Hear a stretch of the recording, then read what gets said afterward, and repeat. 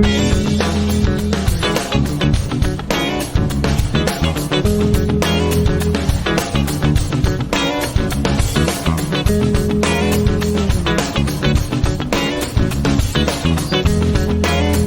hello, everyone, and welcome to another PT podcast brought to you by Crossroads Community Church in Lindale, Texas.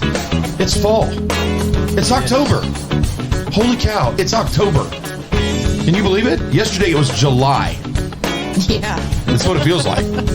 It was like, I turned around and it was July, and I was melting. It was like 120,000 degrees outside. Mm-hmm. Yes. Seventh dimension of Hades in Texas this year. Yeah. Anyway, it's Friday, October 7th, and I am PT. I'm joined with my incredible podcasting partners, Todd, the Irishman, the farmer, Bergen. How are you doing, Bubba? Yeah, I'm doing good. How's C3? You were bringing in all sorts of weird-looking fruit this morning. Right? Yeah, what was it? Well, today we decided to harvest all the pumpkins. Yeah. Yes, it was pretty cool. How many were there?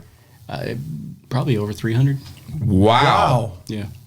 Wow, so awesome. I thought you were going... Well, I when I first glanced out there and all the leaves were covering a lot of them, we thought 40, 50.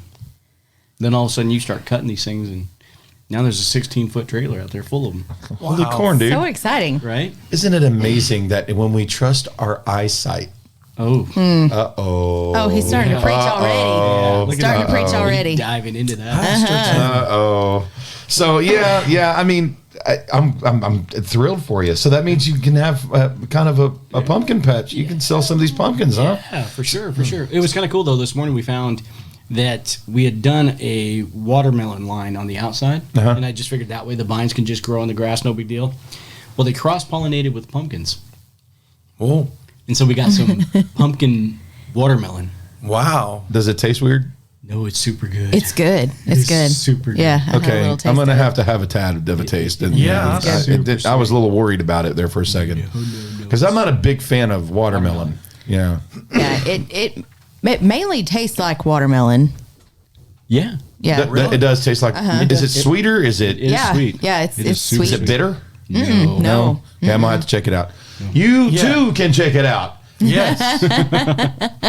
C3 All right. Serenity Farm. Go check it out on Facebook. We're going to have a pumpkin sell, evidently. So if you need some fresh pumpkins, or you want to have a what do we call them? Jack-o'-lantern in your front yard? That's right. No better place, and you could support C3 Serenity Farm by doing it. So go out and check that out. I don't know when that's going to start, but I just say immediately. It's Yeah, a now. immediately, yeah. Do you want pumpkins? what do the Now. prices range at? Would you want a small to a large, or what are we doing? Yeah, I'm not sure. I think we were just suggested donation of $5. Suggested donate a $5 a pumpkin. Yep. That's a steal. That's Yes. a freaking steal. I don't know if you've been to Brookshire's or Walmart and Yes. seen how much these pumpkins are.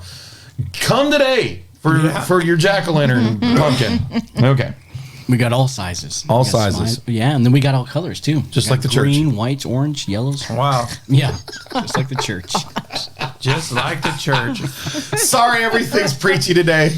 I may or may not have had conversations before I got here that made me They are this way. precious in his sight. Jesus loves the little pumpkins of the world. They're precious.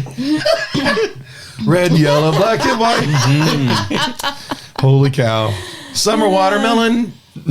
Hybrids too. Yep. Those are mixed fruit. It was so weird. So that's Todd. Yep, That's the farmer right here. Give a nice wave. For those of you that are listening on the podcast, and it's been pre-recorded, I just would like to let you know that we also do a live feed on Facebook now, so that you can be involved in the discussion. And so if you are listening after the fact on, the podcast on iTunes or iPodcasts, or even on Podbean or iHeartRadio or any of those other things, you won't be able to do that. But if you get on Fridays around 9:30, that's when we start, and you can see that. Also, we got with us another incredible podcasting partner, Steve, the Bald Beauty / worship pastor, Howard. What's up, Steve? How y'all doing? He's also an insurance guru. I'm an insurance agent. He's an insurance guru. He is the guru of gorgeousness and the guru of insurance. All right. Hey, Bald Beauty, you're going to have to scoot up a little bit so the people on Facebook can see you. They can't see me. No. It's no. like- It's yeah, okay. you're They ain't not- missing Oh, anything. wait, I saw his nose. No, we got kind of a limited frame, Right. but you can get up and go over there and just look in the camera so people can see you. Just get up and go over there. Look at the do camera. it. Do it. Oh, there he is. Oh, where? There he I don't is. see him. Hi. There I am. There he is. There he is. Okay. Oh, there. Yes, I'm there. How's everything going? Everything's going excellent. Everything's Excellent. going excellent. Yes. Busy. Yes, very, very, very, very, very busy. So busier than a one-legged man in a butt kicking contest. Yes, and yes, so much. We're getting ready for the Santa experience. We got on this Saturday. We're having our models come in and do all the pictures and everything. So we're just getting everything ready, and so we can promote the Santa experience pictures, which they're really, really going to be great. So I encourage y'all to check out Lorraine Howard Photography and check it out. I'm trying to figure out. So I can go there and get my picture taken with a model? Yes. No. Weird. That's weird. No, it's not weird, dude. No, it's like we have Are some they people dressed that are up? bringing their kids to take the pictures with Santa and everything. So Oh, okay. It's kind of like what Mobile Santa does, only Mobile Santa does it for free. Mobile. Oh wow. Are you guys Yeah. doing it? Are you Yeah. guys doing it for free? That's awesome. No, this is we have to make money so we can, so she can come and do photography for Mobile Santa. Oh. Yeah. we'll try to see if she can. But it is a great she's an amazing photographer. Yes. That is for sure. Yeah, it's going to look like Norman Rockwell paintings, and it's going to be a Wow. story and all kinds of cool things. It's really cool what all she's doing. And then my insurance is going really great. So yeah, I got to do this afternoon, get some people taken care of. Yeah. I may know some of those people that need to be taken care of. Yeah. Yeah. You're one of them. Yeah. I'm on a long list of people that need to be taken care of. Oh, I thought you were going to ask me to dig a hole. Nope. You've already dug plenty of holes. All right. There's a lot of holes out there, folks. Yes. I'm not even going to mention what they are, but there's a lot of holes Yes. out there. Fertilization. Some are politicians. Some are just holes on the pavement. Some are family. Some are some are There's a lot of holy bosses. people out there. Bunch of holy people. Holiness. All right, Joanna, the author, Hey. the youth pastor. Yes. Youth Royals. pastor. How's it going? Frightening. Music. What's new? Awesome. So I'm really excited. I have a book signing coming up October the 22nd in Mount Pleasant. It's called The Booktacular. I shared it on my Does it have to be a Facebook book? pages. Does it have to be a book? Can I bring other things for you to sign? Well, if you bring your bra, I'll do my best. To, I was just going to show you my chest and go here. Yeah. I have a tattoo gun. I need you to tattoo Okay. Joanna Grace with the Yeah. wings thing. Yeah. I really don't feel like I want to take your wife, like What? seeing that and then coming at me. So I'm I'm bringing her with me. She's going to have her chest signed too. I'll have mine right here, and she'll have hers right. That's the interesting part right there. I'm just saying. I'm joking. So where's it at? it's going to be in Mount Pleasant. Good grief! Where's Mount Copper Pleasant? 12 Copper hours Creek- away. What? Copper Creek Ranch. And then I have another one in Canton coming up in December. No, I say that's so- better. I can right. make, and that one's coming in December. Yeah, that'll be in December, right before the holidays. So, if you have a loved one that likes to read, hello, that's me. There's a lot of good So, books yeah. out there, but hers is the You're best. the loved one that likes to You read? got the best You're books the loved ever. one that likes to read? No, I'm the one that can provide you with gifts Yes. for your loved one that likes to read. That was a typical male response, by the way. I have to say that the part that you heard half of it and put that implemented into that was a very male response. yeah. Oh, so you're the one that likes to read? No, I'm telling you that I'm the one that can provide for the one that likes to read. Oh yeah. But Yeah. they're going to be really cool events because they're multi-author events. So there'll be books for everybody. So even if you don't necessarily like my genre of books, there will be other authors there doing all kinds of different genres. So I really like those events because they have something for everybody. So Yeah. Yeah, I have no idea. I've never been to one of those author things, but I do know that Joanna is a very, very gifted author. thank And you. so, Yeah. I'm blushing. Thank you. Yes. She already knows. She's lying. She's not blushing. She's like, yes, you better say that. I know I'm awesome. That's right. I know I'm awesome. All right. Well, today we are going to be talking about pastors. Yeah. Yeah. Pastures. If you're like my buddy Scotty, Pastures. not pastures. Oh, so out in the field then. Pastures. Pastures. I need the scar button that says I'm surrounded by idiots. I'm totally kidding. They say birds of a feather Flock together without a doubt. I will gladly accept that title. It helps to manage expectations. There you go. I'm totally kidding. No, but today's about pastors, and if you're like my buddy Scotty, we don't necessarily like for you to call us like this, you pastor. Yeah, that's what Scotty says.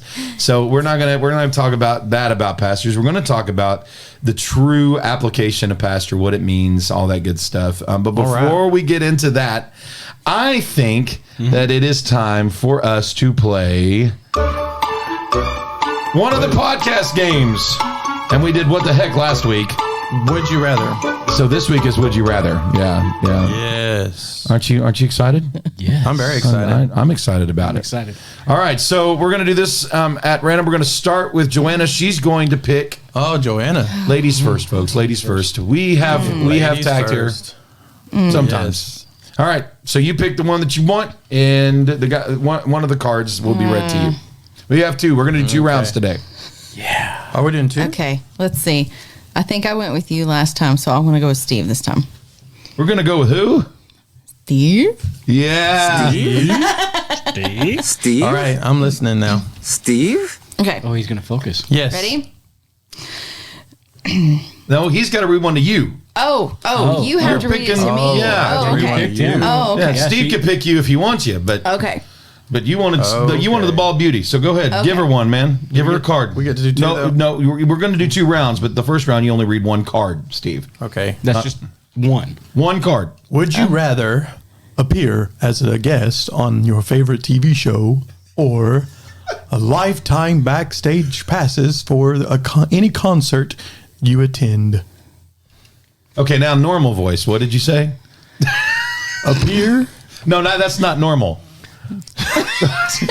Appear That's better. on your favorite TV show or have lifetime backstage passes for any concert that you attend? Lifetime. I'm going to go with lifetime backstage passes. All right, and who's that concert? Oh, now Now you just done it. Bon Jovi. You're gonna break my brain with Motley that Crue. one. Who's your favorite? Ozzy Osbourne. I don't know. Ronnie James Dio. Ozzy Osbourne. Run DMC. I Vanilla don't Ice. Oh, know. I don't think I can. Ice, yeah, baby. I think that's definitely not it. I definitely X that one off the list. That's hard. I don't know. That's like picking your favorite kid. I don't know. favorite kid? Do you like King and Bieber? Country? Good grief, you're that attached to these people? Bieber? No, it's just like there's just like such a selection because I like so much music. That'd be hard. Well, you're going to just leave it pick up to one. our discretion. We're going to say it's T Swifty, obviously. Oh, Yeah, negative. no, well, you better Big not leave it up to our fat imagination. negative. I think everybody on the Taylor podcast right now is Swiftie? going to say that Joanna's backstage pass is going to be No. all about Ariana Grande or T Swifty. No, I'm gonna. Okay, if I absolutely just have, I'm gonna say Reba McEntire. Oh, I love Okay, Reba. there you go. Love That's Reba. a, Okay. I a love good Reba, answer. Yes. Reba or Dolly. That's it. I'll Oh, I take love either both one. of those, I'll yes. take Well, either one of of those. them, one of them's a little closer to the ground than the other one. But yeah, I'm all about it. You better take advantage of them backstage I was passes. fixing to say, yeah. I love you, Dolly, but I mean, Yeah. she'll tell you that too. I'm saying she's older than dirt. 2 days older than dirt. She's still Yeah. beautiful. We lost a great one this We week. lost Loretta Lynn. and I that know. is- Sad. Ugh. That's sad. Yeah. The coal miner's daughter. I didn't know. Yeah. Yeah, she I didn't. 90 years old though, dude. Yeah, she lived. Yes. Mhm, she did. She did. She absolutely She did. had a long-standing relationship with her husband. That's awesome. I mean, she's a quality lady, man. From what everybody has said, I have Yes. never met her, nor did I care for her music. But I will say that she was a force in. What? That was a cool song. Coal miner's daughter? Yeah. Okay, I like it. good. I'm not a on- big fan of country music though, dude. So that's But she was one of those trailblazers, man. She paved the way for all these Other female artists. artists of today. these young Amazing. Yep. Yep.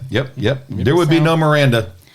It's true. Without She fought a lot of battles. Loretta. So that There'd be these no young women Dolly. could come up. That's true. Yeah. There'd be no Dolly Mm-hmm. without Poor Dolly. Loretta. Yeah. Although they may disagree. I don't know. Okay. Todd, you're up, man. Pick one. Pick one. Pick somebody to read you a I card. beg your pardon. I'm not going to pick Steve because, He's already been picked for this round. yeah. Okay, but you have to. No. No.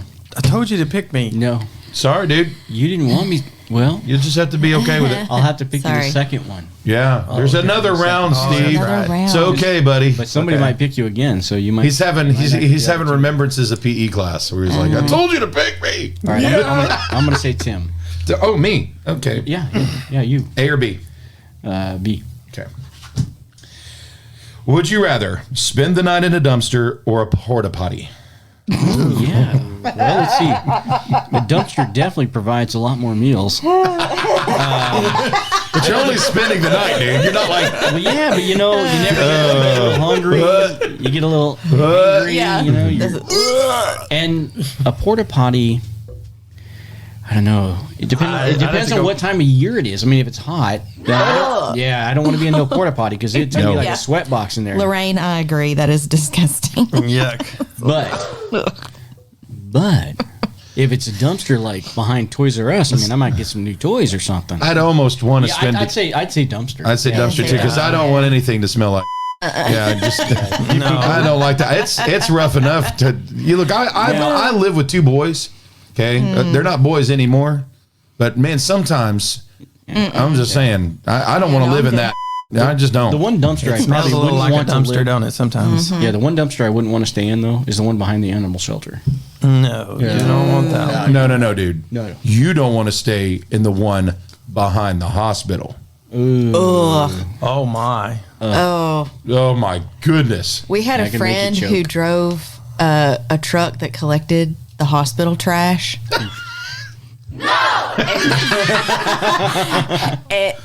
I'm not even going to talk about stories that he Yeah, I has. don't think you. No. It's rough. I bet.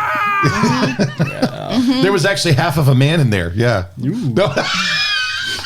His name was John. He happens to be a hilarious storyteller, so he has one talking about how a finger fell out of the bag and he had to pick up the finger and And he's like, you know. Man. all right, Steve, Yes. pick you. Well, you only get Todd, man. Okay. He could pick. No, he can pick Joanna or That's Todd. Yeah, that's right. yeah, I'm the you last won. pick. That's Okay, right. Yeah. I'm gonna share the favor with Joanna. Okay. All right. But you got to pick me, Todd. for the second round. PE class. Okay. Would you rather fart in an elevator full of strangers Yes. That's the one I'm picking. or belch loudly while giving an important presentation at work? Oh, That either happens. one are good. That happens all the time. I did that last week. I think as I get older, the first one happens on a regular basis. It's like the walking farts. What are you talking about? Blame it on somebody What are you else. talking about? know? As you, what are you talking about as you get older? You did that when you were 12. Okay, so I would say fart in the elevator. Yeah, because if it's full of people, you can always blame that on somebody Yes, else. as long as Full it's of silent. people, As long- they as long don't as know it's who it silent. If you was. did that, oh. As long as it's silent but deadly, you're right. But if That's it comes true. from your general direction, I'm If blaming. it makes a noise. Listen, I'm blaming the bearded dude anyways. I'm just saying. And you know the ones that smell bad are the ones that are like the models that are in there. They're like they're beautiful, gorgeous. They're all pent up inside there, and they let the oh my We're god. eating tofu all the time. But I don't know what it is, man. But like, and I had somebody tell me that too. They're like, did you do that? No. Well, you always got to blame the fat guy. So wrong. Thanks, appreciate that. All right, Todd. Lorraine says he farts all the time. He's farted 5 times right now. I have Yeah, not. just today. Yes. I mean, I we're have locked in a not. small room, and he's over there. Yeah. I have not farted yet. He's lying. Steve? Yeah. All right, come on, Todd. I pick whatever A or one. B? B. Okay. Would you rather spend a year living in a nudist colony or Yes. within a Amish colony community? Nudist. I just feel like it would be unfair to be in a nudist colony, so I'm Why? going to pick the Amish colony. Well, really? You know, there's no electricity. There's no Yeah, I know. I'd be interested to see how that works. Yeah. I don't They'd think probably you do it. kick me out. I'd probably have to spend less time. I have to spend less time in the Amish colony than I would in the nudist colony. And I got to be honest with you, man. I don't want that kind of temptation in my life. Which nudist colony? Oh, the nudist? Yeah. I'd much rather be safe than sorry. Yeah. I don't want to be walking around watching a bunch of nude people. There's a reason why Adam and Eve covered up, man. They were perfect, but they still covered up. I'm just saying they knew it. Really? Yeah. So I'm just saying. No. I'm sure you disagree with me, Todd. You'd like to be in a nudist colony. I get it, but no, I'm just. No. All right, we're gonna start the time off with. I still got another card. We have a whole nother round. I know we're gonna start the whole round, but I'm gonna start with somebody different this time instead of you. Okay. I'm gonna go with the other lady in the room, and that's Steve. All right. That's so sad. I appreciate it. I love you, dude. All right, so pick your poison, bro. Tim. Steve? Tim. Steve? Tim. Steve? Timmy? Steve and All right, so you only get one choice this time. All right, would you rather? Oh my gosh. Okay. Would you rather lick the pus out of a popped zit or a busted blister? Ooh. Be careful because Lorraine may hold you to this. Probably lick the zit, but no. There is no right answer. No, to that there's one. not. There's not. Well, if you got to do one, you pick the blister. Because it's water. It's water. It's water. Yeah, the busted blister is water. Water. Then I'll you picked it. You picked the zit. You've already done the damage, dude. Yeah, you're already sucking down that greasy, slimy. What is it? The greasy, slimy what? There's Greasy, slimy. Ooh, Yeah, that's beautiful. it ain't coming out that way. Grief. Okay, can I fix the camera because we still cannot see Steve at all? Don't fix him. That's Yeah, okay. go in there and fix Nobody him. needs to see him. You're gonna probably have to. Nobody needs to see me. Joanna's like, I don't want anybody to see me. I need to fix the camera. So she's using Steve as the scapegoat. That's what it is. I am escaping the. There we go. Look. There we go. Now we can see. There's a little bit of a glare now. There. Ooh, there's a. All right, so right. Joanna's high. It's your turn. Go ahead. Oh, okay. For me to pick somebody. Okay. And you can't pick me because I'm out. So I don't have any more you don't have cards. any more cards. Okay. Well, I did him last time, so it was you. Okay. Would you rather person. be able to record your thoughts or your dreams while you sleep? Oh, dreams. Dreams? Not Yes. your thoughts? No. No, those are dreams about scary. that. I have cool dreams. You do have cool dreams? Yes, most Okay. of my books are based on dreams. So absolutely. She already has that power. Yeah. Sure. Okay, so now this is really revealing Yes. because most of your dreams are about books. You got some It's really. true. It's true. They ain't Most of my books. dreams are Them about are books. You know. I'm not even gonna go there. All right, so that's a good answer. All right, so you're recording. Yeah, I saw that look. Yeah, I saw it. And I know what you're talking about. Dreams. All right, we're gonna say recording dreams, and we're gonna leave it at that. All right, I hate it when they're. my turn because I'm gonna make Todd go last, and I'm gonna pick Steve. Okay. Steve? All right, Tim. Would you rather spike the punch or Xerox your butt at the next office party? Xerox. I knew what you would say. Okay, look, most of his office parties I'm at. So can I have a say in this? Yeah, right? Now you know why she's dreaming. No, it's dreams. I guess that'd be like nightmares. Yeah. No, hey yo, hey, man.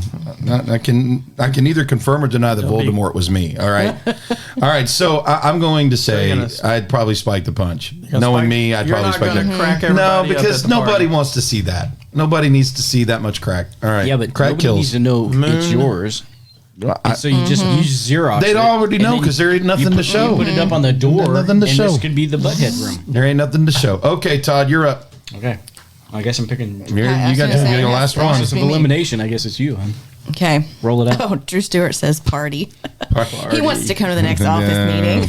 I bet he does. It'll be his spiking the butt work. punch. Incidentally, that's the kind of stuff that happens at the podcast. I'm just telling you. All right. Drew's got a tattoo on the side of his butt, right though, there. so I think. I don't want to know. Well, I I'm don't just want to know. saying, Yeah. we would be able to identify Drew. No, goodness. come on, man. Come on. Go ahead. Bad form. Okay. Roll out there. All right, Todd. Yes. Would you rather see Oprah or Arnold Schwarzenegger as the next U.S. president? Ooh. Well, yeah, definitely. Definitely. I'll be back. You'll be back? Yeah. Wasn't that his I'll be claim to back. fame? Oh, yeah, but you have to say it like him. I'll be back. I'll be back. He also I'll says be "Hasta back." la vista, baby." He does say hasta la vista. Yeah. I mean, he Yeah, made I such think a great most governor. of us would Yes. prefer I think- that over the other. Just Well, I mean, saying. Oprah has a lot of great things to not say. Oprah. But But she Oprah would says give it us all a anyways. car. No, she You wouldn't. get a car. You get a car. No, with a prize. Coincidentally, that's her political views as well. Yeah, Yeah, yeah. probably so. That car comes with a prize. Yeah. Get to the chopper. You get, Thank you, Drew. That was awesome. get to the chopper. It's the chopper. Oh, my goodness. All right, we're going to get the scripture of the week. We're going to turn to Matthew chapter 23, verses 1 through 12. It says, Then Jesus spoke to the crowds and to the disciples, saying, The scribes and the Pharisees have seated themselves in the chair of Moses. Then Jesus spoke to the crowds and to his disciples. He says, Therefore, whatever they tell you, do and comply with it all. But do not do as they do. For they say things and do not do them. And they tie up heavy burdens and lay them on people's shoulders, and by themselves are unwilling to move them with so much as a finger. And they do all their deeds to be noticed by other people. For they broaden their phylacteries and lengthen their tassels of their garments. And they love the place of honor at banquets and the seats of honor in the synagogues and personal greetings in the marketplaces and being called rabbi by the people. But as for you, do not be called rabbi, for only one is your teacher. And you are all brothers and sisters. And do not call anyone on earth your father, for only one is your father. That should speak to some Catholics out there, who is in heaven. And do not be called leaders, for only one is your leader. That is Christ. But the greatest of you shall be your servant. Whoever exalts himself shall be humbled, and whoever humbles himself shall be exalted. And then we're going to turn over to 1 Peter chapter 5, and it says, Therefore, I urge elders among you. Elders is the Old word people. No. I know. I'm just kidding. Okay, it's okay. He went to Southwestern Assemblies of God University. I just want to point that out. All right, before we go into this conversation. All right, so When you're a kid, that's what you always thought it was, though. yeah, that's true. Yeah. That's true. That's very true. So therefore, I urge elders, which is the word that they use for pastors, interchangeable. We talk about that, as your fellow elder and a witness of the sufferings of Christ, and one who is also a fellow partaker of the glory that is to be revealed.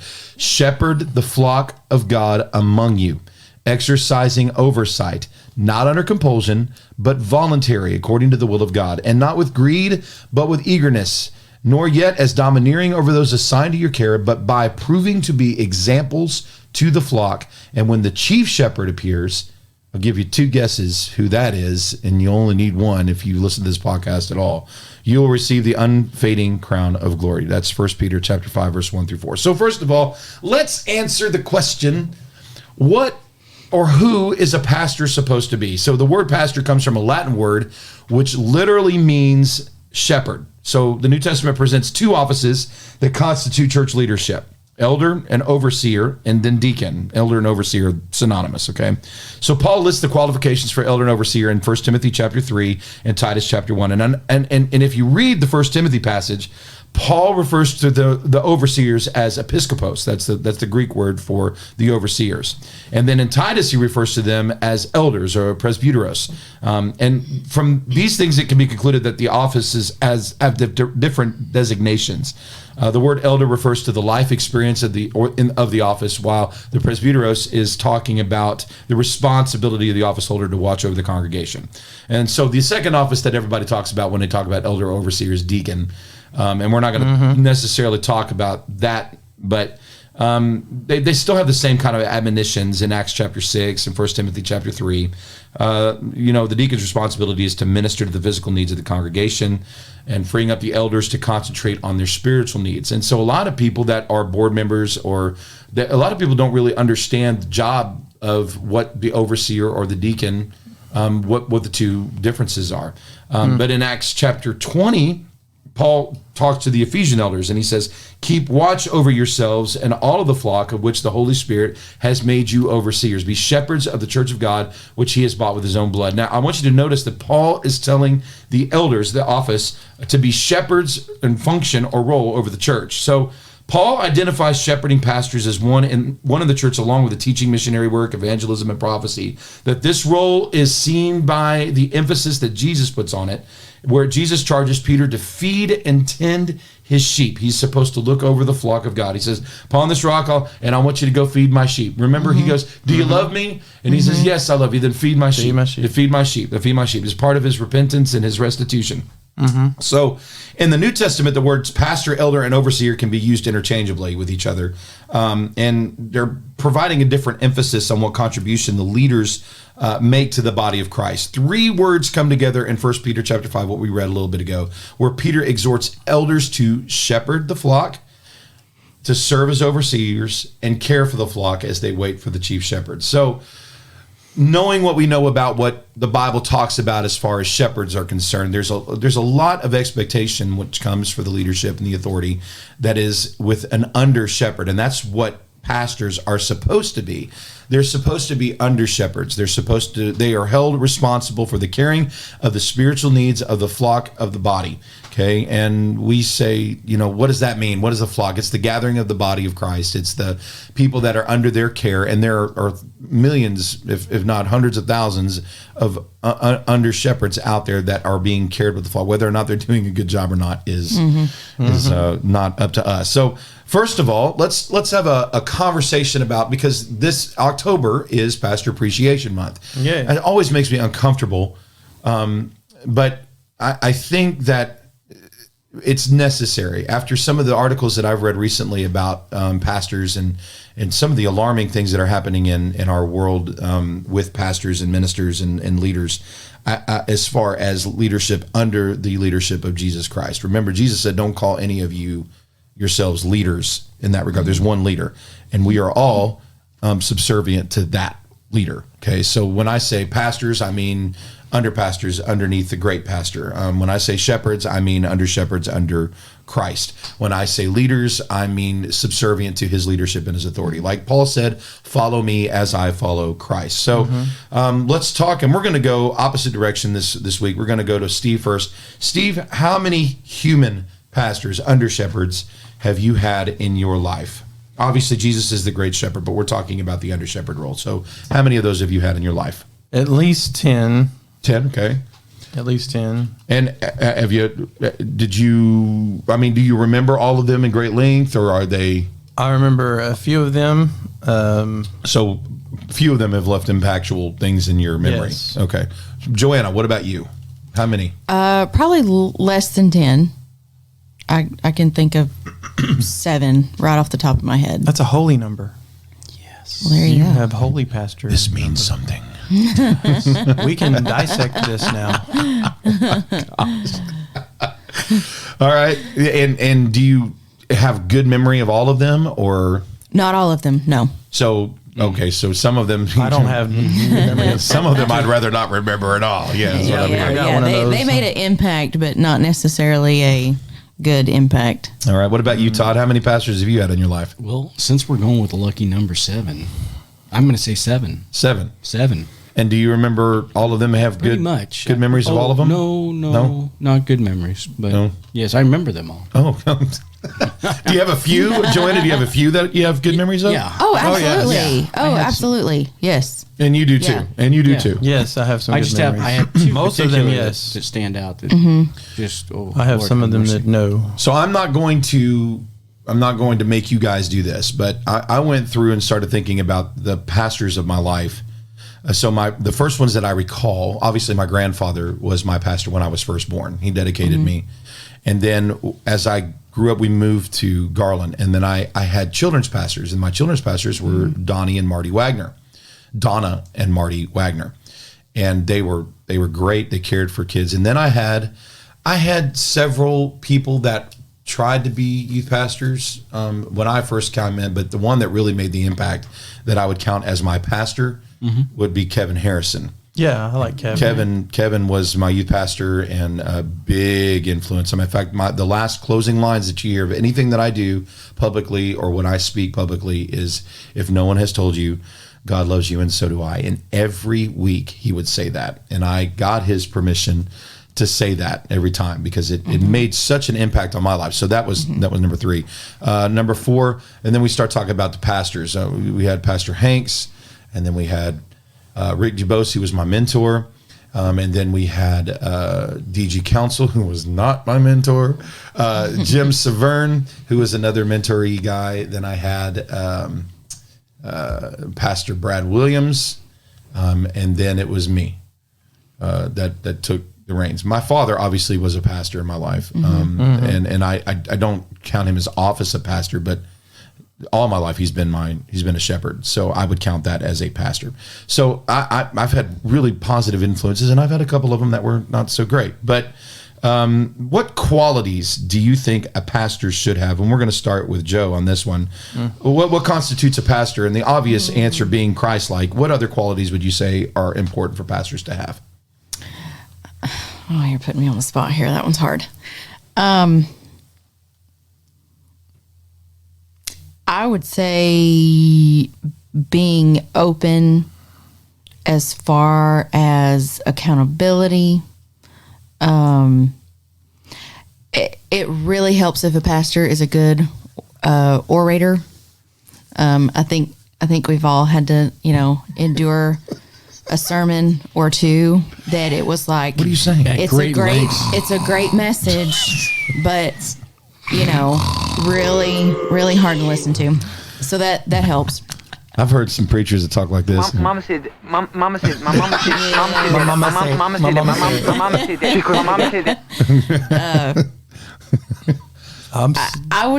I obviously knowledge. Like whenever I sit in a sermon, I genuinely want to learn something. So I've heard accountability, I've heard the ability to speak, and then I've heard the knowledge. Okay. All right. So those 3 things are on the top of your list as far as what. That's the first things that come to my head. I'm sure if I had more time, I could probably. That's okay. There's a reason why I didn't give you a whole lot of advance notice today. Yeah, she wanted. I want off the top of your head what you think. Okay, so Steve, excuse me, not Steve, Todd. Then we'll get Steve because you went first last time. Okay. What do you Hold on think? to your thoughts. Yeah, I know we all said all mine now. Yeah. I don't have any left. Yep. Well, it's easy because you can do like this.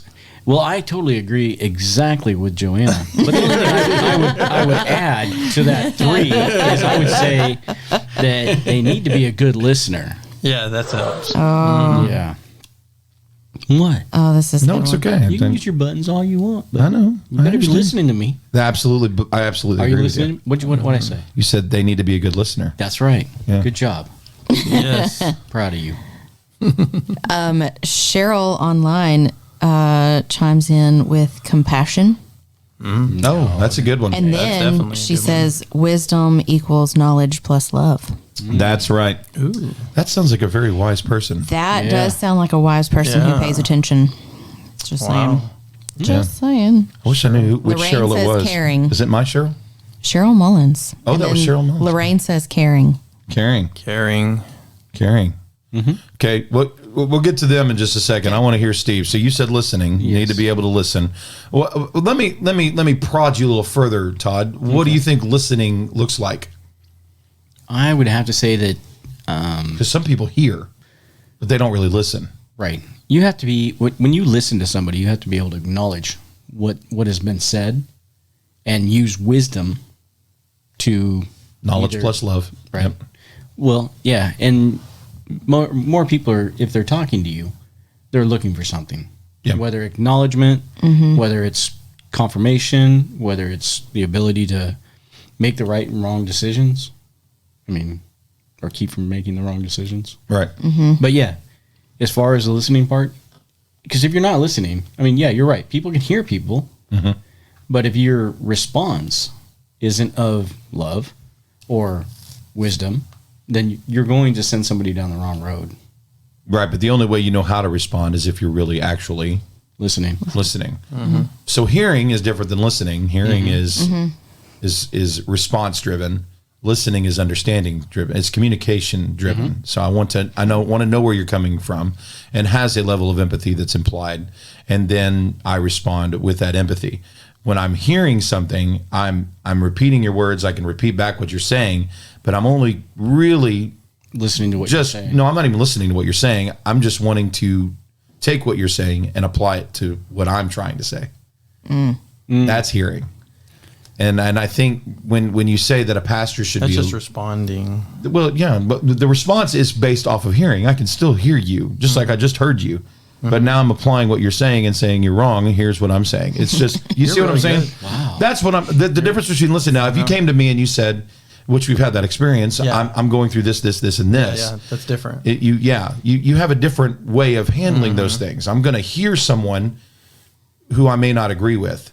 But if they come to me and they go, hey, this is happening, blah, blah, blah, I'm going to go in a different mode than I am. So I just wanted to make sure people understand the difference between hearing and listening, because a lot of people don't know what that means. Yes. Agreed. So, agree. But you this- can't be a good shepherd if you're not listening well. Yeah. or if you don't know when to listen and when to hear, because both of those are very, very important things to do. Yeah. Okay. All right. Go ahead. Okay, so with a pastor, it's very important for them to have a real strong relationship with God, and to have Him lead them, so that they can lead their congregation. So I want them to have a word from the Lord, not just go online and find a sermon and just preach it. I want them to have. I want a pastor that's literally looking for the word for his church on a constant basis, just and not just about preaching, but about ministering to his people and leading them and directing them, and not just being, because there's a lot of preachers, but there's a difference between a preacher and a pastor. Yeah.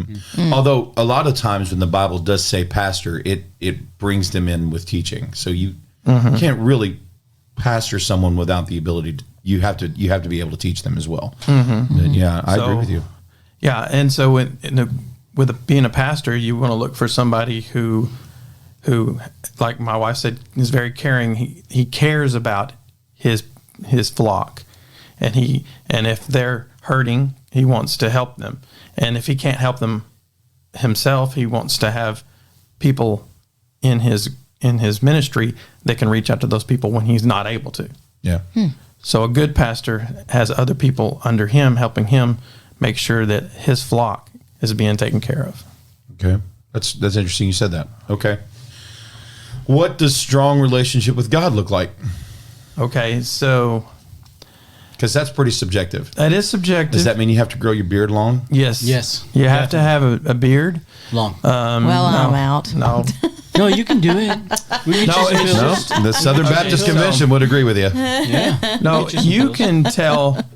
You can tell when a pastor is in tune with the Lord, and he's getting his information, and he's speaking to his congregation, and he's given the word that he believes that's for his people. So you think the basis of his strongness with God is on what he's delivering? No, he has a relationship. He has his own relationship with God. How do you tell?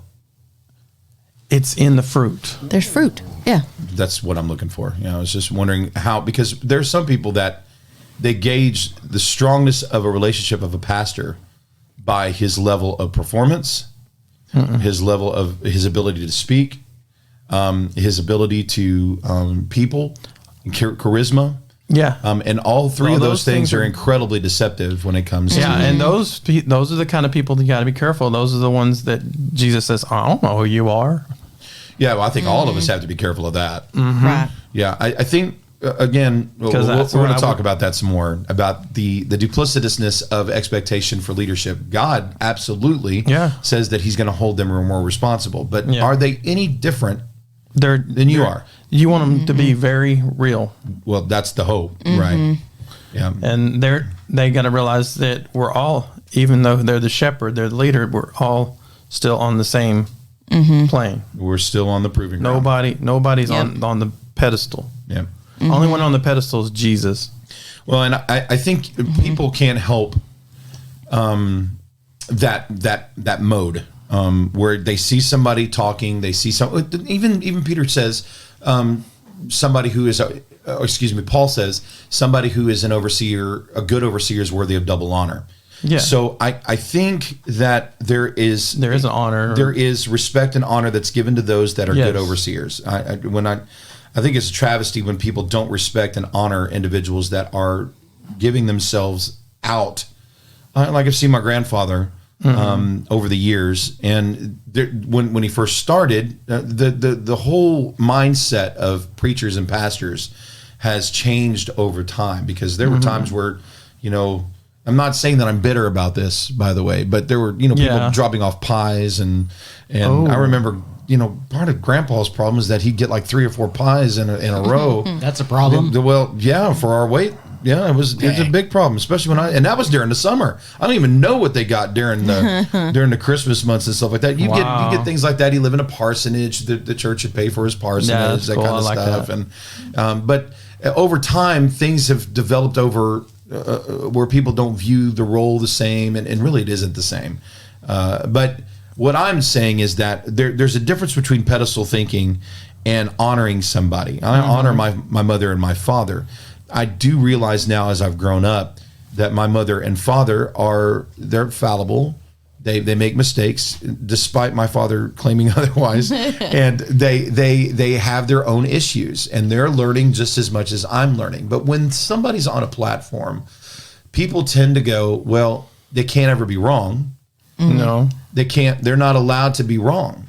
And I think that pastors, I'm agreeing with you wholeheartedly in my expectation of what a pastor should be. In my life, I want and have wanted a reality of leadership that was consistently honest and real.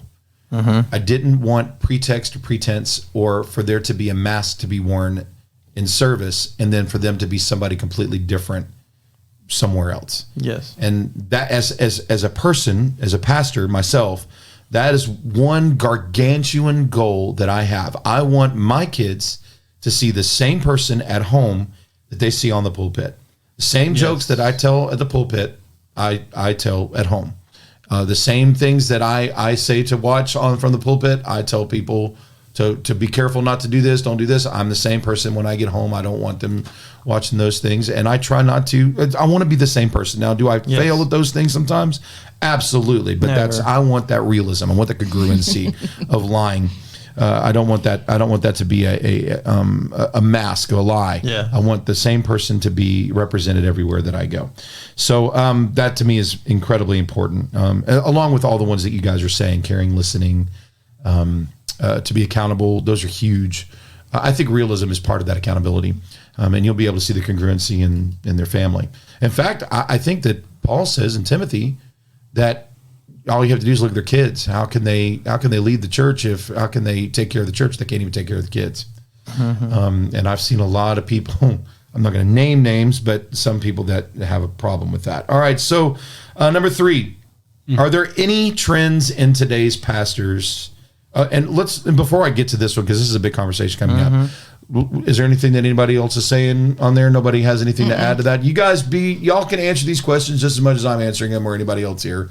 And I'm sure you guys have got some great wisdom. So if you're on the live feed on Facebook and you want to get into the conversation, go ahead and put your thoughts down, and if it's worth reading, we'll read it out loud. If not, then we'll just make fun of it behind your back. I'm kidding. That's a joke. That's a joke. All right. So I missed this one. Drew said, that message has always stuck with me ever since our first day at C3. I think he's referring to you. If no one's told you, God loves you, and so do I. I think that's what he's referring to. I see. Yeah, more on that story to be heard in just a little bit. But are there trends in today's pastors that you see that are disturbing? Todd, you go first. I have one. Trends. It could be any of them too. It could be worship pastors, youth pastors, or mainstream pastors. I don't really get into trends, and as far as a pastor goes, I guess you'd have to give me an example. Do you see any pastors out there that are claimed to be pastors, whether it be on television, whether it be on radios, whether it be on books? Do you see anything that's disturbing? Oh, well, I mean, if you look at the ones that are on TV, I mean, it's let me heal you right here. Are they pastors? That's what I'm asking. Yeah. They're on television and they're claiming to be pastor this. Yeah. And they're coming over there and healed. Sorry. I'm not buying that one. Okay. It's kind of a weird trend. So But that's it a seems like disturbing, it's kind of disturbing to me. disturbing trend where Yeah. there's healings. Well, the way they go about it, yeah. Okay. So the I method. I believe there are healings. I believe that happens, but not in that category. I think The showy performance. Okay, Yeah. gotcha. I You feel like mean it sounds like Matthew 23 where they yeah. practice their things before men to be noticed by men and love the place of honor and banquets and the seats of synagogues of honor and the personal greetings in the marketplaces and being called pastor by the other people. I literally have had people. We'll talk about that later. But Oh, yeah, yeah. I'm with you. I'm with you. So, I agree yeah. with what you're saying. You're saying the elevated. Showy. Hi, I'm this person, and I got you. I will perform miracles right now. Send me $20 and Yeah. I'll Oh, send those you are my prayer favorite. cloth. That's my favorite. $777, and I will. Yeah. Pretty low. But yeah, $700. That's, Now there that's have been some great men of God that I would call men of God that have made some pretty boneheaded mistakes. Yeah. I would say, I love the man. I think he was a good man. But Oral Roberts was one of those guys that I think he was a great man of God, but he just didn't. He missed God. He sent out a letter, said, "If we don't raise $1 million, I'm going to die." And so there's some idiots. Somebody held $1 back, and he's still alive. And they might have done it on purpose. I think so. But what I'm saying is that there's some pretty boneheaded things that we all have done. And if we're not wanting to pedestal the thinking, then, but I understand what you're saying. I'm saying the whole attitude and the whole conveyance of this, instead of the gospel, it's become more about the show. Yeah, I get you. I understand. Okay, and that's a really good general way of saying it, because we could probably come out and I say could some bash specifics. the heck out of it, but Well, we got to be careful with that too. yeah, that's what I'm trying to. Steve, what's up? Trying to be guy. Well, Any disturbing trends that you see in today's pastors? my biggest concern is they are turning away from the word and trying to water it down to fit the politically correct. Wow. And then so much to the point that a lot of them have, like, especially some of these worship pastors, have written these beautiful worship songs, and then now they say, "Oh, I don't even believe in God anymore." So I mean, it's like they're, a lot of the pastors have turned away from the belief that the word is infallible. That they're teaching that maybe this isn't true, and they'll pick the part that they like, and of the Bible that they feel will be, that the people will accept, and only use those parts, like prosperity or anything that's going to be positive, and not them have to do anything inwardly to change. That is definitely a problem, without a doubt. And I'm seeing that all over the place right now too. It's very disturbing. It is. Joanna, what do you think? Okay, my initial thought when you said that, I have a very shallow one. My initial thought when you said that was, please stop with the skinny jeans. Skinny They're jeans driving and me nuts. smoke machines. Please stop with the skinny jeans. And smoke machines. Okay, just stop. Just stop. I think that trend's over now, though. Now they're wearing skirts. I'm still wearing skinny jeans. Well, they are wearing skirts. I'm not kidding. Skinny jeans are much better than skirts. Yeah, I will take the skinny jeans over the dudes in skirts. Please stop. That is just weird looking. Hey, Now are they willing? to attitude kill reflects leadership, and if their leadership is Harry Styles, guess what, folks? Yeah, sorry. I can't. You just need to stop. Tripping. But I think the second one is kind of along with yours. It's the pat you on the butt, Jesus loves you no matter what you do mentality, just to get more people sitting their butts in the seats. Mm-hmm. And that mentality of basing a preacher's or church's success based on how many butts are in seats Business models. and how many you know, oh, we won 377 souls today. That's great. Did you disciple any of them? Nope. Are you just going to take down their name and number and report that to corporate and then not do anything with them afterwards? Because you may have introduced those souls to the Lord, but what now? Then you're just sending them back out in the shark pit. Come on. No, usually they give them a tithing letter. Oh, Careful, your cynicism is showing. ouch. Oh, wow. Oh. Here's the real farmer, guys. He said it, folks. I'd rather you be real, anyways. And you know how much I agree with that statement. Yeah. It's incomprehensible to me. Yes, I'm aware that people will tell me when I have that argument with them, and there are arguments about this, that, well, in Acts, they said 3,000 were added to their number that day. And I'm like, that's right. But they also were able to tell you exactly where those 3,000 people went, who had them under their wing, and if they were being taken care of. Mm-hmm. And I would tell you that just because you had a good service that was highly emotionally charged and you manipulated people into an altar does not mean their lives were changed. Mm-hmm. And so you have to look at things differently. People, it's easy to have an event-driven, manipulated, and there's no other way to say it, decision. My question is, do you care enough about the person, which is what your job as a pastor is anyways? Do you care enough about the person? And that's the disturbing thing that I am going to say. I believe that it is my job to guard my flock from bad theology, not from different ideas, because those are going to happen, not from harder conversations, because that's going to happen.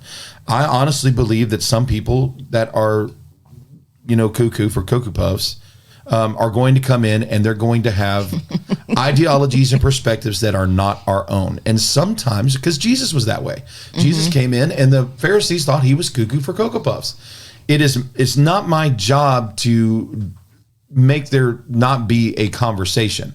It is my job to prepare my flock for those conversations. And if I'm scared instead of prepared, that is where I think the pastors are getting it wrong. They are motivated and bringing out law and looking like Pharisees because they are operating with the same pretense and the same fear that the Pharisees were operating in. I've got to control. I've got to make sure that this is okay. That's not my job. My job is to show them what a wolf looks like. My job is to tell them what the wolf is going to say. My job is to allow them to understand where their nourishment comes from and point the direction to the life giver, and not try to dissuade them from hearing other people. You notice I said hearing other people, but being able to respond with the word and being able to teach proper theology in the process. This is why the podcast actually exists today, because I think that we are starved with a lack of conversation in our churches. We are all great at comfort living, but we suck at having a conversation that are difficult and hard to have. And that is what I live to do. I want to have the conversation that asks the question, why am I doing the things I'm doing? And if it isn't for Jesus, then why am I doing it in the first place? And I think that's the weakness of a lot of pastors out there today. We've got a lot of preachers out there that are great orators and are great business people and could be great leaders. But listen, it's not about leading, it's about serving. And if I'm not serving my flock, if I'm not giving them the tools that they need to succeed and bear fruit outside, then I'm not doing the job inside. And if I don't care if I have 12,000 people at my church, if they're not prepared to answer those questions, then I've failed as a pastor. That's just all there is to it. Wow. So that's what I believe the weakness of a lot of pastors are. Is a disturbing trend, because now that's why we're having deconstruction of faith. That's why we're having people saying the word is infallible, because you didn't do your job in the pulpit or with one-on-one people to be able to have the conversation and answer the harder questions. And so you leave them up to their own devices and you don't teach them. And guess what we've got? We've got a bunch of immature people that don't know how to have a conversation, that are continually threatened by somebody with knowledge and are going to tell them that they're practicing hate speech, or they're not being tolerant of me because they're not listening to my perspective and they're not honoring my perspective. Listen, if you have a pastor that cares enough about you, they are not going to accept every position that you've got. That's right. But if you have a pastor that doesn't give a rat's behind about you, guess what they're going to do? They're going to let you go the way of the dodo, and they're not going to say anything to you. You know why? Because you pay tithe. Don't get me started. Okay. So I'm on a soapbox, and I don't mean to, but I want to make sure that we're clear on this thing. That Looks like he's on a chair. I'm on the proverbial soapbox. I'm just saying. I looked at back. Yeah. Anyways, I love you, Todd. I've never been on a soapbox before. well, you got to buy one first. That's not true. I've heard you on a soapbox before. One, I don't even know what they look like. I'll Steve? bring you Going in one next downhill. Friday. It's going down here. What's the next question? We're going straight downhill. Did you want to elaborate, or were we going to go another round around? Because now that you brought that up, I mean, the topic that kind of disturbs me is how people are changing what the Bible says. Oh, yeah. I mean, that's But for you to know that, you'd have to know the Bible. Yes. yeah, that's true. Yeah. And if we're going to talk about the pastors, the expectation is for pastors to teach. I agree. But I also think it's the people's, I think it's your job as a It's your father. duty. I think it's your job as a father. I think it's your job as a mother to teach sound doctrine. Yeah. I agree. And I don't think it's the pastor's job to do all that for you. If you only eat once a week, you're going to die.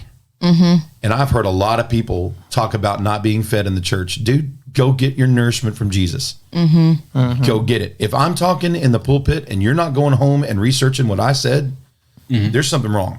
You need to go. You need to go figure it out yourself. Don't just take my word for God's truth, because there's a lot of people out there that are really, really wrong. And all you got to do is go do some studying and you'll figure it out. That's the problem. I'm used to turning on my television and getting it handed to me on a silver platter. And we got to be about that. But I agree with you 100%. People are, but here's another problem. They don't even know. The people. Yeah. No, I agree. I have no clue. Yeah, some just take it for word, just like you said. I mean, Well, it's if just you're not, it's sheep. yes, Just it's sheep. I'm gonna take everything you say because you're a pastor. I'm just gonna take it as law, because it's easier to believe everything that comes out of your mouth than to go home and miss a football game and actually research what you said. Just saying. well, you check it out. At Some people halftime. just don't know that Noah That's led right. the people out of Egypt. You said football. You're not allowed to talk about, that in Texas, especially. Oh, well, I mean, I'll step on my own toes. It's easier to go home and rest and take a nap on Sunday afternoons than to double check the pastor. And some people are not allowed to double check the pastor. I have known plenty of pastors that, God forbid, That's the way it is at Crossroads. You're not allowed to do that. no, it's not. I wouldn't be here. We double check, right? Triple but check. it's a how dare you question me? I went to seminary. I have my all gosh. this knowledge. I was called to lead this church. How dare you question? There's nothing more what I dangerous say. than a It's like, freshly oh. graduated seminary student. Or freshly graduate. I've had more kerfuffles and arguments with college professors and my. seminary students. And I could think of 12 stories off the top of my head with Teen Mania students that came to churches that thought they knew everything there was to know about ministry. And there's a humility of mind. If you're going to want to lead or you're going to want to pastor, you need to know where you're at, and it's always under the authority of God's word. That's always, right. always. So, and if we're doing our due diligence as people in the body of Christ, we'll keep those people in check. It just is what it is. So I agree with you 100%. All right. So number 5, what pastors, if any, have had the most impact on your life? It doesn't have to be positive. Maybe you don't have one that has positive impact, but maybe you don't want to talk about the negative ones. I would prefer us kind of give some credence to some pastors in our life that have really done a great job, and appreciate them, since this is Pastors Appreciation Month. So I'll start with Steve. I started with Steve. Steve, go ahead, That's- Steve. That's Steve on that side. Well, I know, but I was trying to think if I had already gone around the gamut. So go ahead, Steve. I've had several pastors. The one. Give me the one that had the most impact on your life. One that had the most impact. Be Pastor Irby. Yeah. I love Pastor Irby. Or Yeah, he just was my pastor. Now the one person that I still believe as a pastoral type figure was Miss Linda Robbins. She was absolutely a pastor. She cared about her kids. It was like their kids. Yeah, she probably had the most influence of anybody. I think that's just as good an answer as any. I mean, She wasn't a pastor of a church, but she was pastor of our yeah, ministry. I think we need to get beyond that model, though. I think you're Yeah. right. I think fathers, you're called to be pastors. You're called to be shepherds. You're called to be servants. Nobody's outside of that calling. And so if we just say, well, it's only the person that's a paid staff member of a church, I think you dumb down that role. Yeah. In fact, I think some people that are paid in that role are less pastors Well, than she was a teacher. Well, she was a pastor. She was a pastor. She was a pastor. She She still is. Yeah, she is a big influence in my life. That's a good answer. I agree with you. Joe? Okay, I'm going to exclude my current preacher Okay. Who's that? just because I think over my entire lifetime it would be a certain preacher that's in this room. Okay. But so is he? I can't brag about him. He gets a big head, so I'm just gonna say that be it. But probably the most influential before I came to Crossroads was John and Lana Whitworth, and they were my youth pastors. And he is the one who, him and his wife both, fostered love of music, love of Christ. Teaching. His wife Lana was a teacher, and she is probably one of the first people that took a chance on putting me in a classroom to teach little kids. I mean, she kind of planted that seed of teaching in me, and John. Not only was he a good teacher, but he was probably the first pastor who posed questions that made me go, I've never thought of it that way. And actually urged me to want to think deeper, to want to do the research, he was very good at asking questions and then saying, okay, now you go find the answer. I'm not going to feed you the answers to the test. You go find them. And he was probably Great. John and Linda Whitworth. John and Lana Whitworth. Lana Whitworth. And I think they're pastoring a church near Fort Worth right now. So Awesome. Very cool. great people. Good. And what about you, Todd? Well, I would have to say I'm kind of like Joanna. I'm gonna, aside from the one guy that I hang out with a lot that preaches every Sunday. He doesn't need any encouragement whatsoever. You're right.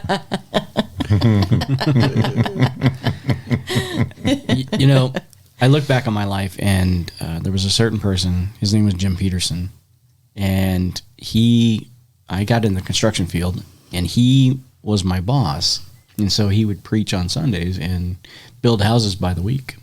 That's cool. And I got to work for him. And it was kind of a cool thing because when we first started out, I didn't understand why we would even pray before we'd drive off the driveway. But he'd always have his Bible sitting there up on the dashboard of this old Chevy truck with a 3-speed. Cool. And it would always smell like coffee because he would spill coffee everywhere. He'd have a cup in that center console, and he was good on that shifting. But man, every time he'd go into the second and the third, it seemed like the truck would kind of launch a little bit, and it would spill a little coffee. But even before we left, we would always pray, and then at lunch we would pray over our meal. That's awesome. And at the end of the day, thank you, Lord, for everything that we have accomplished today. No injuries, no this, no that. And I thought, man, that was so cool. Yeah. And unfortunately, I outgrew him, and I don't know why I didn't. I was just kind of thinking about it. I don't know why I let him actually slip out of my life. But I think I went through a rough go, and I think I kind of left God at that point, which is kind of weird when I think about it. But what I've realized is that the people who have made the most impact on my life is the ones that I'm able to spend the time with. I mean, you and me, we hang out. We go over a lot of things. Sometimes. Whatever. Whatever. Yeah. So we do hang out. We do. And we answer a lot of questions together, and we've had some good talks. Yeah. Yeah, I've had the privilege. I honestly think it is,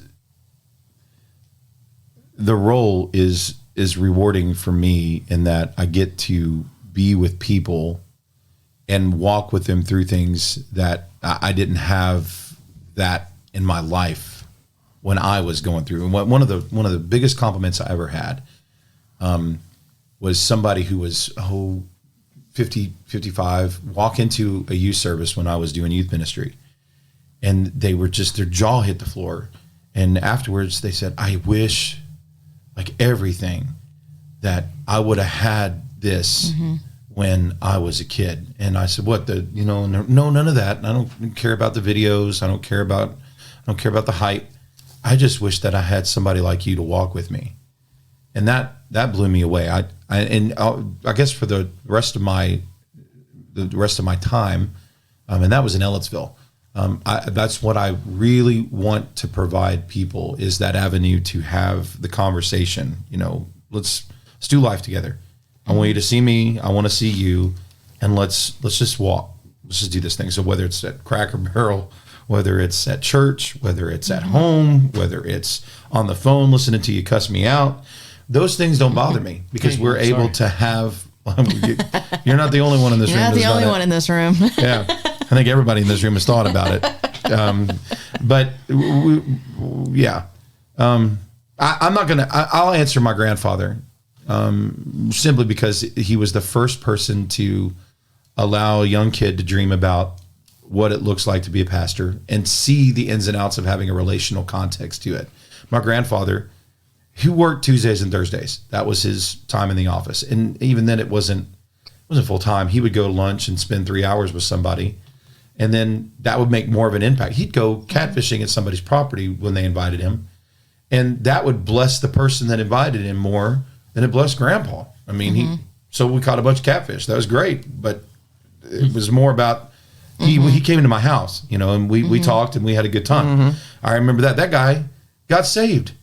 He didn't know Jesus beforehand, but the guy that invited us out to get catfish, and my grandpa went out there and spent some time, and he came to church and gave his life over to the Lord, still serving the Lord to this day. Praise God. So I saw that. I also saw him go to people's houses and fix their refrigerators or fix their, I don't have that particular skill set, but I do know what it means to be a servant, because Grandpa really showed what that was. And I'm not singing a love story to Grandpa, but I'm also not singing a love story to my grandfather.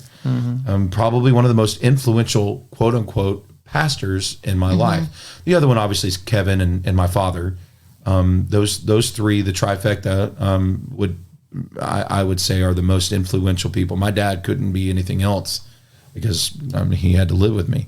But Kevin was in my life when I was the most stupid. I don't know. I've kind of challenged that as of, in my 30s. I think I got pretty stupid too. But I remember Kevin seeing things in me that I could not see, and him trying to pull those things out, and that meant something to me as well. So let's answer just 2 more questions, and then we'll be done today. Hold on. Lorraine has a... Okay. Lorraine says, I'll say it. I have learned more from Tim than any pastor ever, and he doesn't make me feel stupid when I come to him with questions. I love your heart for others, Tim. You are a great shepherd. And I think everyone sitting at this table can agree with that statement. Well, I appreciate that. I know you guys and what you're saying. I know. We love you, and I can say, as far as my adult life, you are the preacher that has had the most impact and has furthered my walk with Christ more than Amen. Anyone else in my entire life. Before you, I swore up the churches. Mine did. So did my husband. I was done. Yep. Well, before Donnie, I swore off people.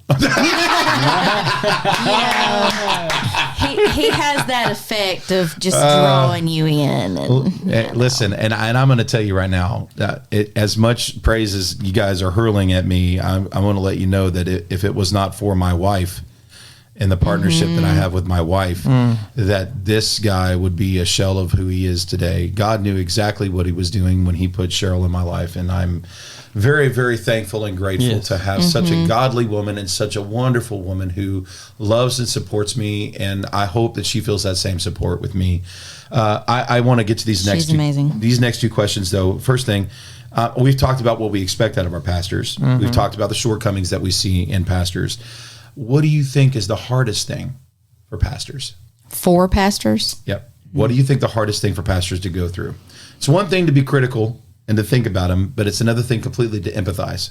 So you want to go first, I can tell. Well, you're a pastor too, so you kind of have a glimpse inside, but go ahead. So, all right, so some pastors. Oh, let me say this. If you got those, you've got an answer for that, I want to hear those too. So it's important that you answer this question online if you're online. Go ahead, Steve. I didn't mean to interrupt you, man. Okay, so some pastors are real pastors, and they want to help all their flock. Well, sometimes they allow what's happening with their flock because they have so much empathy. They take on part of that. And especially and they're constantly helping, and they're constantly pouring out and trying, but they're also taking on a part of that pain that person is going through.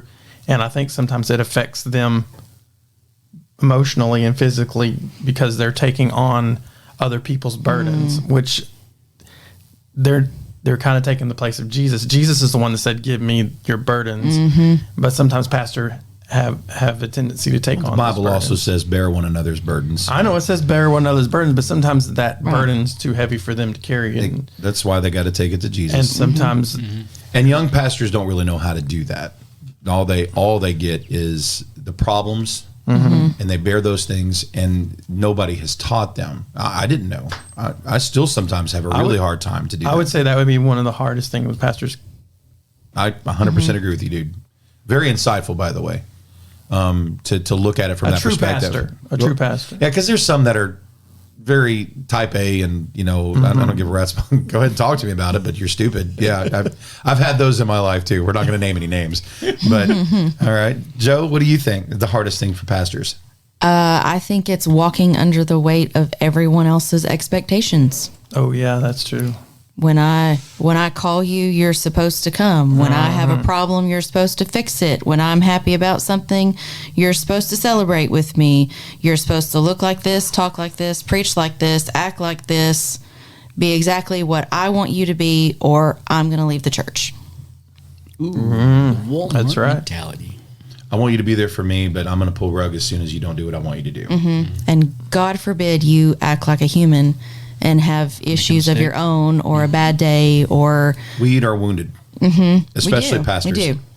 Yeah. And then you wonder why they have secret lifestyles outside of the church. It's because the church has absolutely no empathy for where they're at all. I'm not giving excuses to those individuals, but of course they're not being real with you because you don't want them to be. Yeah. You don't want the realism. You don't want people. You're trying to, like Steve said, you're trying to replace Jesus with a man. Yeah. It's very true. I think pastors have to have other people outside of the church that they can Agreed. because they can't be completely real with everybody because not everybody in the church. Well, not everybody deserves it. Yeah, that's what I'm saying. And not everybody's trustworthy. Right. We talked about that last week. Yeah. And I think it's good. Yeah, to have. I'll talk about that in just a second. Okay. Yeah. Todd, what do you think the hardest thing for pastor? You're coming in from a pretty good perspective too. You're a pastor farmer. So you got a music pastor over here, which I got to be honest with you. Your pastoring is pastoring for those people that are on the platform, and you have to be concerned with your team. Yeah. And it shouldn't be about music. It should be more about those people that are traveling with you in that musical journey. Yes. Music is the tool. Jesus is the life changer. Yes. So me and you know that. That's what we are taught. I have to deal with the plants. So if they're not, They talk if- back. if they do talk back. And if they don't do what I tell them to do, Ants. man, I gotta just jerk them out. Yes, but I know for a I fact. heard somewhere you can raise $1 million for a church plant. Church plant. Oh my gosh. Oh my goodness. Okay, I'm done. That was That's terrible. That should be a shirt. Gotta be a shirt. Do you hear the crickets out there in Where the do world? you come up with this stuff? Yeah, where do you come up with that? I worry Did that about just your come to your brain. head? Did that just come in? just want to say this man went to Southwestern Assemblies of God University. Kermit Bridges, if you're watching right now, Oh yeah. poster model. Be proud. Poster model right here. There you go. Oh my goodness. Oh, my husband's calling me. He's gonna have to wait. Okay, so what do you think? And this will be the last question, I guess. Yeah. For me, I would have to say dividing your time. Oh, yeah. I mean, everybody's pulling at everybody. So they want, look at Sundays. How does it stack up? You get a big line. Everybody's standing. They want to talk to you. I wait till the very last one. Where's those crickets? Where's those crickets? I didn't have to play anything. It was just there. Yeah. It's, Yeah. So, yeah. Killing me. yeah, that's tough too. So we got the expectations. We got they trying to bear everybody's burdens, which in itself is a criticism of pastors because, well, you shouldn't do that. Well, yeah, but that's easier said than done, especially if you care. Yeah. And then the other one is another criticism of pastors that it's harder to divide your time, and that's true. Because they still have their family. I think the hardest thing in my perspective, and I understand that I'm coming from my own bent on this, but I think it's the lack of genuine friendship. Like kinship is hard to come by in a permanent state of fear of betrayal, if that makes sense. yeah. And so there are people that come in all the time that are, oh, I love you and you're wonderful and all blah, blah, blah, blah. And the next Sunday, it's like, you don't hear from them. You don't, nothing's coming around. And so it's, you're developing these, they want deep connection and they want to talk to you about deep things and they want you to trust them with stuff. And then the very next time it's like, so it's hard for pastors to develop. I've also had pastors that have told me that it'd be nice to be able to be honest with my congregation, like you talk about. But the second that I'm honest, the second I get fired. And there are some people that say, well, then you should never be paid. I know there are people that are online right now that say that, well, then pastors shouldn't have that fear. They shouldn't be paid if that's their fear. Whether or not I agree with you on that or not, here's the problem that I see is that if your love for someone is contingent on them agreeing with you, especially a pastor, you don't want a pastor. You want a yes man. And you can get that anywhere. Okay. Your pastor is supposed to be the one that's challenging and supposed to be asking the heart and will be the one that aggravates you more frequently than most people. But I also want you to know that when he goes home after you express that aggravation, he's taking it on the chin and he hurts. I'm just letting you know. Listen, I'm going to read this. This is a focus on the family study back in 2019. It says, according to a recent CDC report, suicide has reached a 50-year high in America. This was in 2019. Just think what happened with COVID. I know. It has increased so much, it has affected the general mortality rate. And the church and the pastorate have not been immune to the same trend. While numbers on pastors are hard to find, the stories continue to come. Pastors who seemingly have good families, a wonderful church, and a bright future continue to take their lives. In a study co-sponsored by Lifeway and Focus on the Family, pastors reported mental illness rates similar to the general population, which is ludicrous to me. And according to the study, about a quarter of pastors, 23%, say they've experienced some kind of mental illness, while 12% say they received a diagnosis for depression or a mental health condition. So the church can't afford to ignore this issue. We need to be responsive to families when tragedy strikes, but we also need to be proactive and aware of how the stage is set in the pastor's life before they make the decision to take their lives. And I think a lot of this has to be where people think that pastors are strong and they put them on that pedestal and they think, well, they don't need encouragement, or they don't need that uplifting thought, or they need to hear about all the problems, or they need to hear all about, I didn't give him a piece of my mind about the sermon that he did this week. Or you don't think that we see everything that happens, and there's far more people that are willing to tell us what's wrong than there are about to tell us what's right. So I'm going to tell you, for pastors, appreciate you, put your wallets away. Okay. I love you. I don't need your money. Although I'm not going to tell you that you can't give to your people and your pastors that are at home and that are doing great. I'm not telling you not to bless them. I'm telling you that they would probably like for you to support the church and to love the Lord with all your heart, mind, soul, and strength in that support, and to give to the common good of the body, and to allow your voice to be used in support and help of what he's trying to accomplish in vision in the community, if he's a good pastor. If you want to honor your pastor, don't ask how much I can give so much as what can I do? And if that requires giving, great.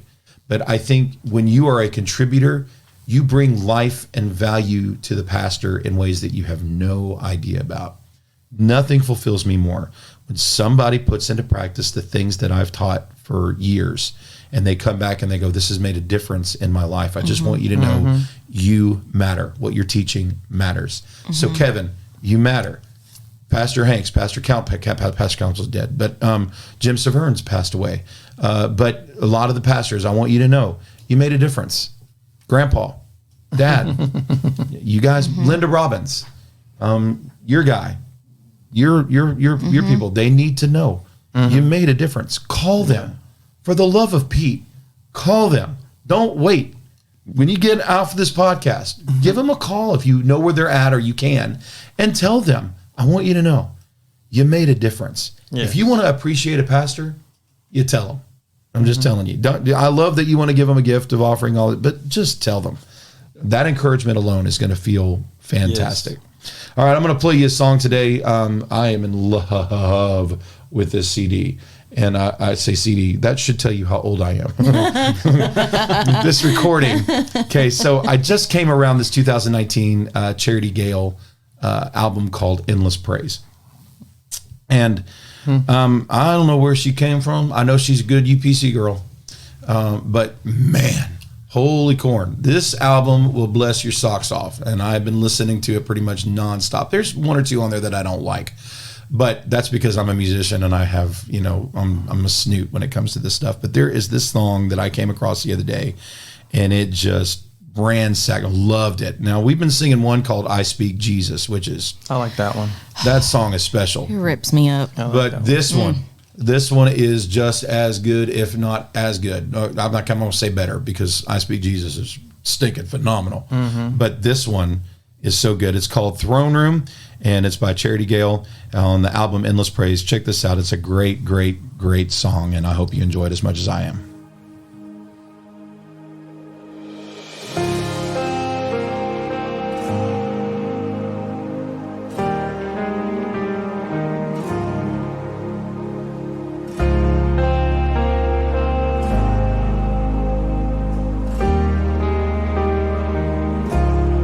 Jesus is in this room, here right now, making this place I stand, holy ground, holy ground.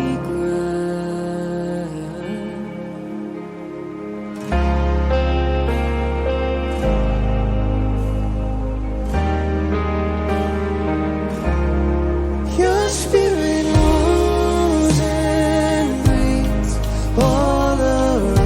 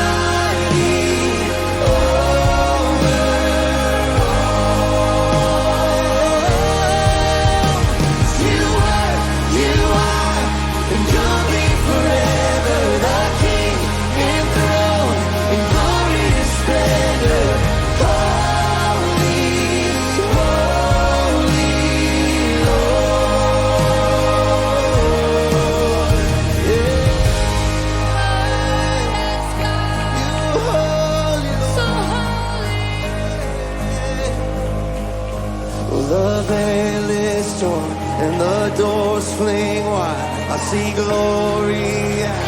I run inside the throne room. Yeah. And before you, I bow.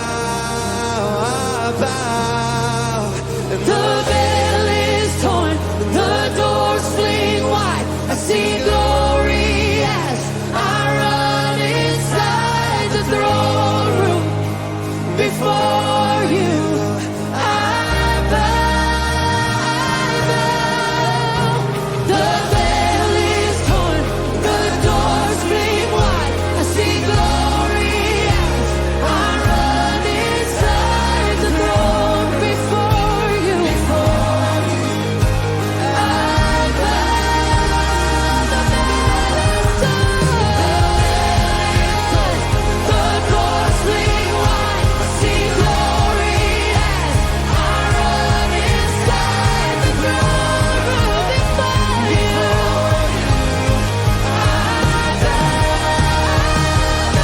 you, holy, holy, holy, Lord, God Almighty.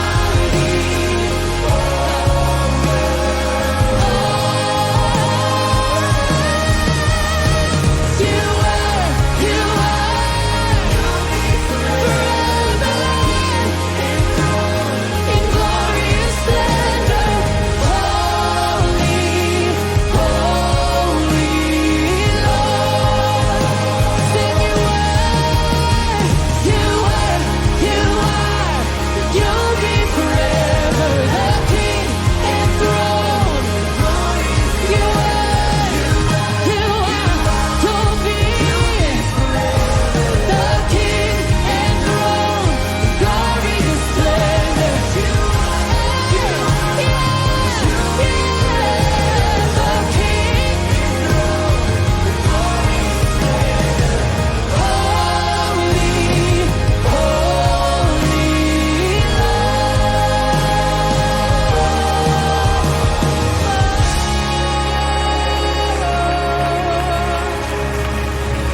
That's what I'm talking about right there. Wow. That's Charity Gayle, Endless Praise. If you want to hear the rest of that album, go and check it out. It is absolutely fantastic. And I don't even like most worship albums, but I'm going to tell you, there has been a movement out here pretty lately of some really good stuff. Some really good theological stuff, too, where you're like, okay, all right, I was about to give up hope on worship music. Yeah. By the way, I hope all of you know that music is not innately worship. Your heart to the Lord and your life in sacrifice, living to Him, is worship. Yes. You can worship with music, but it is not worship. And so music is not intrinsically worship. I hope you understand that. So I have to say that because I'm a pastor and that's what I do. All right. So anyways, Pastor. anything that we've got online that anybody else has said or that I need to make, that we're all good? We're all caught up? Yep, we're good. All right. So let me say again how thankful we are for the opportunity to be able to enter your lives by way of this podcast. Thank you so much for listening in and for all the responses that we get during the week and during the live cast. We love hearing from you. My Tim and Tim Letch is back up. I got it all fixed up this week. Yes. So if you have an idea for a podcast that you would like to hear, you just email me, Tim at Tim Letch, that's LETSCH, .com. So Tim at timletch.com, and let me know what you'd like to hear us talk about. I know that next week we're going to have, I'm not even exactly sure what we're going to talk about next week. They don't hardly know until about 3 or 4 days beforehand. And I'm finding that we have some pretty stinking good conversation when we don't have a lot of advance notice. So I think that we'll probably continue that line. But if you have an idea of something that you'd like to hear us talk about, you let us know and we'll talk about it. Otherwise, we hope you join us next week. But until then, This is Todd Bergen. This is Steve Howard. It's Joanna Grace. and this is PT signing off. If no one has told you, God loves you so much, and so do I. I hope you catch us next week. Until then, bye. Bye.